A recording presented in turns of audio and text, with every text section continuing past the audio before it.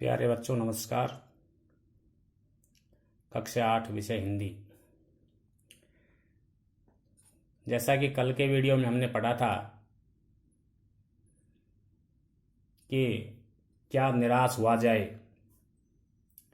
जिसके लेखक थे हजारी प्रसाद द्विवेदी जी।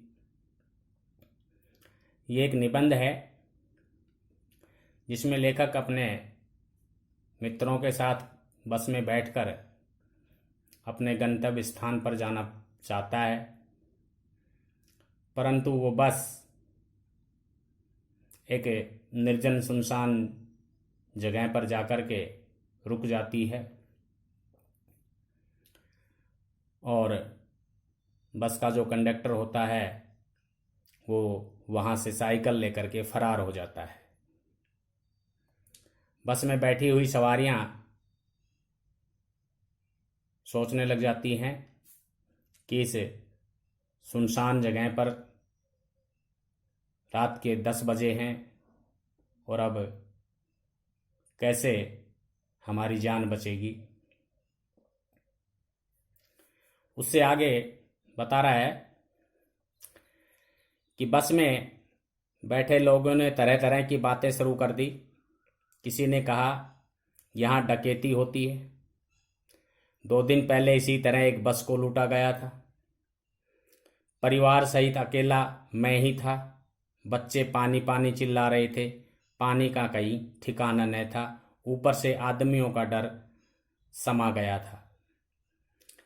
अब यहाँ बता रहा है कि बस में जो बैठे थे लोग वो तरह तरह की बातें करने लगे। किसी ने कहा यहाँ डकैती होती है, 2 दिन पहले भी इसी तरह एक बस को लूट लिया गया था।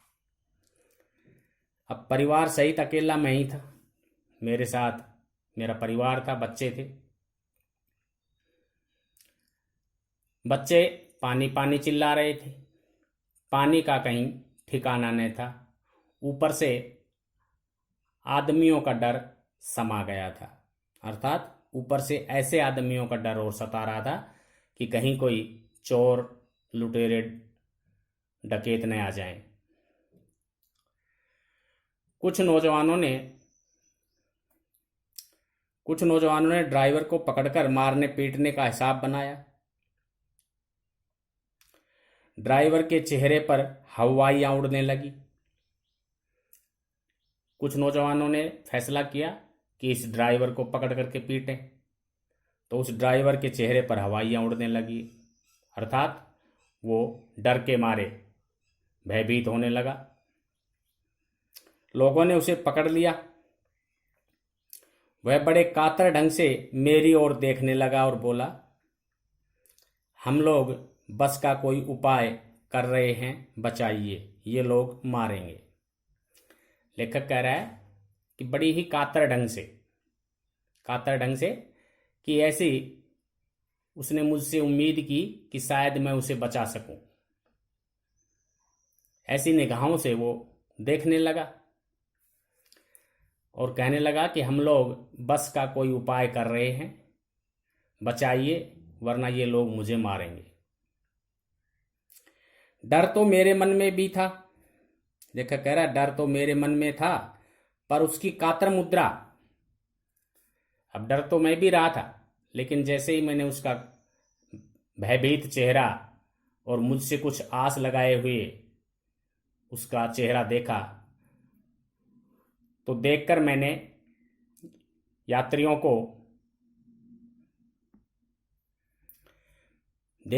यात्रियों को समझाया कि मारना ठीक नहीं है, परंतु यात्री इतने घबरा गए कि मेरी बात सुनने को तैयार नहीं हुए।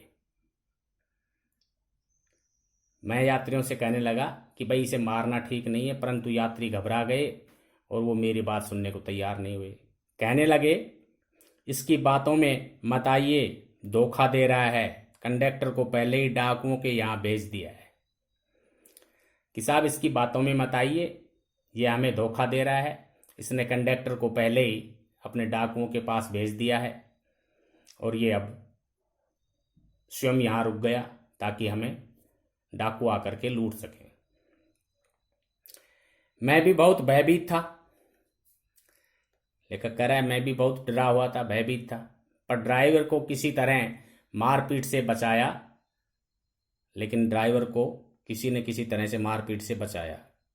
1.5-2 घंटे बीत गए। मेरे बच्चे भोजन और पानी के लिए व्याकुल थे। 1.5-2 घंटे का समय बीत गया। बच्चे भोजन और पानी के लिए परेशान हो रहे थे। मेरी और पत्नी की हालत बुरी थी। मेरी यानी स्वयं की और उसकी पत्नी की जो हालत थी वो बुरी हो गई। लोगों ने ड्राइवर को मारा तो नहीं, पर उसे बस से उतार कर एक जगह घेर कर रखा। अब लोगों ने उसको मारा तो नहीं, ड्राइवर को, परंतु बस से नीचे उतार करके उसे घेर करके खड़े हो गए। कोई भी दुर्घटना होती है तो पहले ड्राइवर को समाप्त कर देना उन्हें उचित जान पड़ा कि यदि कोई भी हमारे साथ अनहोनी घटना घटती है तो पहले हम ड्राइवर का उसके साथ मारपीट करेंगे। मेरे गिड़गिड़ाने का कोई विशेष असर नहीं पड़ा।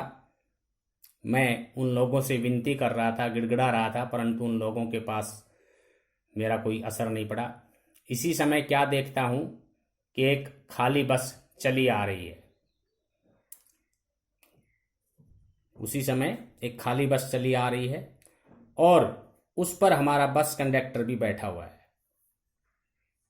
जो खाली बस आ रही थी उसी बस पर हमारा बस कंडक्टर भी बैठा हुआ था। उसने आते ही कहा, अड्डे से नई बस लाया हूं, इस बस पर बैठिए। और उसने आते ही सभी सवारियों से कहा कि मैं अड्डे से नई बस लेकर के आया हूं, यानी तुम्हारे लिए दूसरी बस लेके आया हूं, आप सभी यात्री इस बस में आ जाइए। यह बस चलाने लायक नहीं है और यह जो अपनी बस है ये अब चलने लायक नहीं है, इसे नहीं चलाया जा सकता, ये यहीं रहेगी। फिर मेरे पास एक लोटे में पानी और थोड़ा दूध लेकर आया और बोला, पंडित जी, बच्चों का रोना मुझसे देखा नहीं गया। वही दूध मिल गया, थोड़ा लेता आया। मेरे पास लोटे में पानी और थोड़ा दूध लेकर के आया और बोला, पंडित जी, बच्चों का रोना मुझसे नहीं देखा गया, इसलिए मैं वहीं से थोड़ा सा दूध ले आया और ये पानी ले आया। यात्रियों में फिर जान आई। जान आई से मतलब कि यात्री फिर से प्रसन्न हो गए। सबने उसे धन्यवाद दिया और सबने उस कंडक्टर को धन्यवाद दिया। ड्राइवर से माफ़ी मांगी और 12 बजे से पहले ही सब लोग बस अड्डे पहुंच गए। ड्राइवर ने से माफ़ी मांगी और सबने कंडक्टर को धन्यवाद दिया और 12 बजे से पहले ही हम बस अड्डे पर पहुंच गए। कैसे कहूं कि मनुष्यता एकदम समाप्त हो गई है। लेखक कहता है, ये मैं कैसे कहूं कि मनुष्यता एकदम समाप्त हो गई है। कैसे कहूं कि लोगों में दया माया रही नहीं गई। और ये कैसे कहूं कि लोगों के अंदर दया माया नहीं रह गई। जीवन में जाने कितनी ऐसी घटनाएं हुई हैं जिन्हें मैं भूल नहीं सकता। और लेखक बता रहा है कि मेरे साथ जीवन में बहुत सारी ऐसी घटनाएं हुई हैं जिन्हें मैं भूल नहीं सकता। ठगा भी गया हूं, धोखा भी खाया है, परंतु बहुत कम स्थलों पर विश्वासघात नाम की चीज मिलती है। कहता है अपने साथ हुई घटनाओं का बारे में बता रहा है कि मैं ठगा भी गया हूं, मैंने धोखा भी खाया है, मेरे साथ विश्वासघात भी हुआ है, परंतु बहुत कम। केवल उन्हीं बातों का हिसाब रखो जिनमें धोखा खाया है तो जीवन कष्टकर हो जाएगा। कह रहा है केवल उन्हीं बातों का हिसाब रखो जिनमें धोखा खाया है तो जीवन कष्टकर हो जाएगा। परंतु ऐसी घटनाएं भी बहुत कम नहीं हैं जब लोगों ने अकारण सहायता की है। लेकिन ऐसी घटनाएं भी बहुत सी हुई है मेरे साथ कि लोगों ने बिना किसी कारण के मेरी सहायता की है। निराश मन को ढांढस दिया है और जो मेरा निराश मन था उसे ढांढस दिया है, अर्थात हौसला दिया है और हिम्मत बंधाई है और मेरी हिम्मत बंधाई है।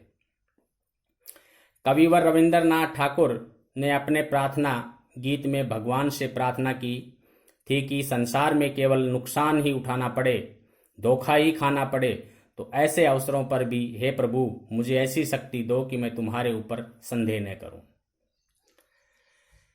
अब यहाँ पे लेखक रविंद्रनाथ ठाकुर के द्वारा जो प्रार्थना गीत है उसमें भगवान से प्रार्थना यही की थी कि संसार में केवल नुकसान ही उठाना पड़े, धोखा ही खाना पड़े, तो ऐसे अवसरों पर हे प्रभु मुझे इतनी शक्ति दे देना कि मैं तुम्हारे ऊपर कोई संदेह न करूं, सिर्फ ये सोचूं कि ये तो मेरे साथ मेरे जीवन में होना ही था। मनुष्य की बनाई विधियां गलत नतीजे तक पहुंच रही हैं, तो इन्हें बदलना होगा। वस्तुतः आए दिन इन्हें बदला ही जा रहा है, लेकिन अब भी आशा की ज्योति बुझी नहीं है। महान भारतवर्ष को पाने की संभावना बनी हुई है, बनी रहेगी। और कह रहा है मनुष्य की बनाई हुई गलत नतीजे तक जो पहुंच रही है उन्हें बदलना होगा। मनुष्य ने जो नई नई विधियां, नए तरीके गलत आजमा रखे हैं उन्हें हमें बदलना होगा। और आए दिन इन्हें बदला भी जा रहा है और इनमें धीरे धीरे बदलाव भी हो रहा है, लेकिन अब भी आशा की ज्योति बुझी नहीं है। यानी अब भी आशा की ज्योति, यानी हमें उम्मीद है कि ये एक न एक दिन अच्छा समय आएगा, सब बदल जाएगा। महान भारतवर्ष को पाने की संभावना बनी हुई है और एक दिन हमारा भारतवर्ष महान भारतवर्ष कहलाएगा, ऐसी संभावना बनी हुई है। मेरे मन निराश होने की जरूरत नहीं है। और अंत में लेखक कहता है कि मेरा मन निराश होने की जरूरत नहीं है। तो बच्चों, ये अपना एक लेख था जिसके लेखक थे हजारी प्रसाद द्विवेदी, क्या निराश हुआ जाए। आशा करता हूँ ये आपको समझ में आया होगा और इसके अगले वीडियो में हम आपको इसके प्रश्न उत्तर करवाएंगे। धन्यवाद।